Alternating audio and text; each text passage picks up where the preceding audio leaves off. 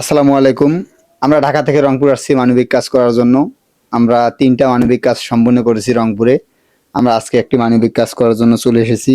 দেখতে পাচ্ছেন ওনার অবস্থা, ওনার আসলে কেউ নাই। মানে দেখার মতো কেউ নাই।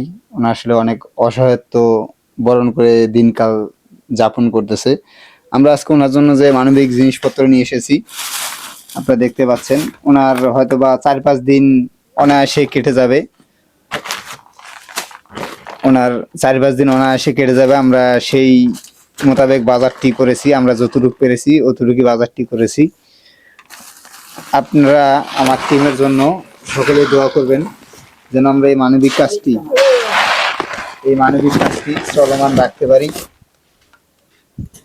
আপনি আমাদের টিমের জন্য দোয়া করবেন, যারা এটা পাঠাইছে।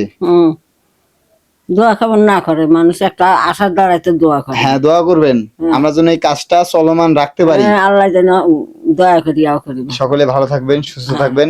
আসসালামু আলাইকুম। আপনারাও ভালো থাকবেন।